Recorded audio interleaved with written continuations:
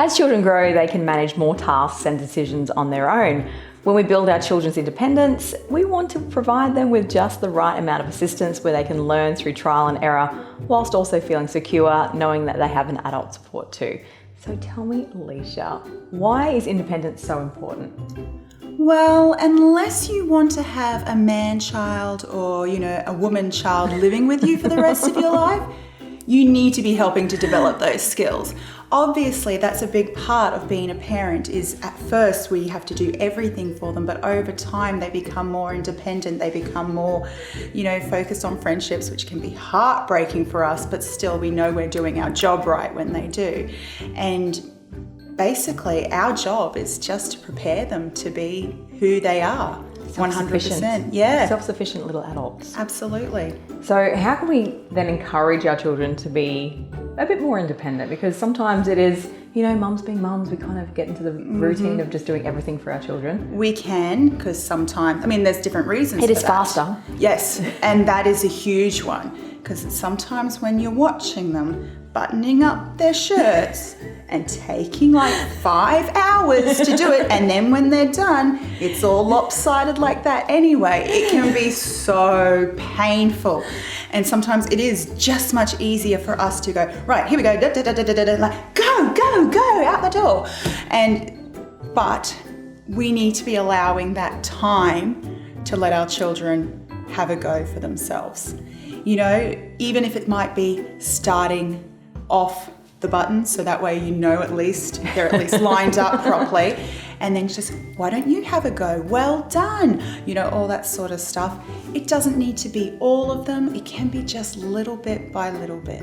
Things like, letting them make a sandwich for themselves. So get one of your blunt butter knives, give them some bread, get them peanut butter or whatever it happens to be. Yes, you will get peanut butter everywhere.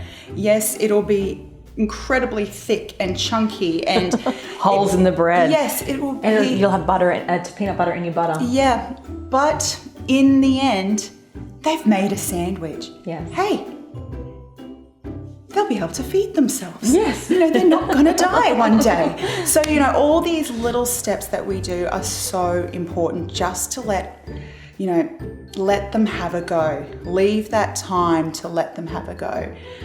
All sorts of different things, brushing their teeth. I know that even dentists tell us that we should still be brushing our children's teeth for quite a while, or at least supervising, but at least giving them that time at the end of the teeth brushing session to have a go on their own. Showing them how to do it. Okay, do your teeth, all that sort of stuff. Doing activities. Have a go? Doing your teeth like this.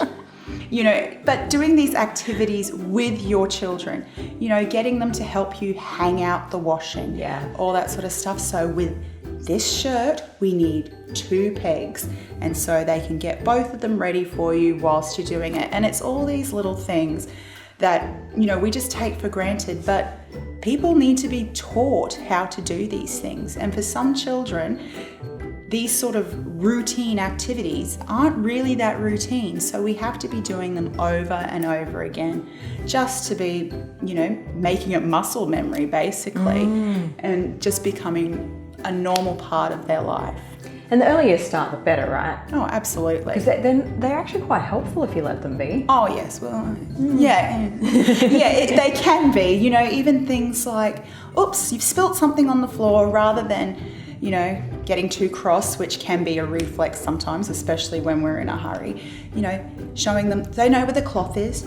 You have a go wiping it up first. Great job.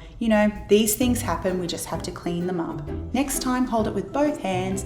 I remember actually teaching my child, like whenever he picked up a cup, I was like, both hands, every time. And then one day I was drinking, both hands, mummy, both hands. And I was like, oh, well, he's learning something. So I was like, thank you, I will. And so, all these different things that, we just involve them in, and it becomes part of who they are. Yeah, absolutely. Because as I said at the beginning, you don't want them being man children or woman children. Because kids do leave home now and they don't know how to cook for themselves or do anything. It's quite scary. Absolutely. And at this age, obviously, we're not telling you to, my kids can cook a 5-course meal by 5. You know what though? My kids at 5, they can make scrambled eggs in the microwave. Wow. Yeah. So, it's not that far off. So Inspiring. Yeah, I know, right? And toast. They can make toast. It's awesome. So yeah, all these little things. They do look after learn themselves. the hard way. Like we have learnt the hard way not to do certain things. So Yeah, my eldest recently put a croissant in a microwave to heat it up. He put it on for 1 minute. okay. Yeah, That would have been hard. Yeah, the smell of smoke was there for a couple of days. So yeah, but he learnt the hard way. He now knows you don't put a croissant in a microwave for 1 minute. There we go. Yeah, At least trial you and didn't put error. the foil in there. No, well, my youngest one did that. So yeah, learning all the time. So what are some things that we need to avoid then when teaching our child this? It can be sometimes what's a really good idea to do with children is to give them a choice. If they're reluctant to become more independent, so you can give them a bit of a choice and just be like, well, you can do this or this. Here, you put your shirt on and I'll help you with your socks. Or you can do your socks and I'll help you with your shirt. What would you like? And giving them that choice, which is great, so that way they also feel in control and all that sort of stuff, and like mummy and daddy haven't abandoned them. But if you're thinking, oh, they're totally going to go for the shirt, and then they want the socks, and you're like, damn it, the socks will take forever, oh my gosh, and you go, no, mummy will just do that. So if you disregard their choice, they'll begin to, they won't believe what you're saying afterwards, and it just, devalues their choices and things like that. We want them to know that there's different choices and that they have a bit of control over things. So that's one of the things that, don't be disregarding their choices. If you give them, you have to be willing to stick with it, even if you go, dang, that's really not the one I was hoping for. Just like when my oldest was really little, I told him, right, if you don't pick this stuff up, I'm going to get the garbage bag and everything's going to go in the bin. Right, I'm getting the garbage bag, I'm getting it. And I got the garbage bag, and then he helped me put the things into the garbage bag. And so then I was like, well, what do I do now? I don't actually want to chuck this Lego away. This stuff costs money. So I had to hide it for a while. But yeah, don't be making choices you can't Follow through with. Yeah, absolutely. It's no good. And like I said as well, just making time for those things. I know it's everything is so busy all the time, and everything almost feels like home life. You have to stick to a tight schedule to make sure everything gets done. But these skills are important. Letting them have a go, letting them fail, talking through different ways to try and do something. If they're having a tantrum about it, because, sometimes things are hard for them, like really hard, calm them down and let's do this together. So not just going, fine, I'll do it, because then of course they start to realize, hey, all I need to do is chuck a tantrum here and I'm good. But just walking through it together, trying your hardest to stay cool with it all. Don't become frustrated, because otherwise they're going to start associating their failure with mummy or daddy getting really cranky at them. And honestly, just take it slow. Just be prepared for really, really long periods of just twitching and watching paint dry. And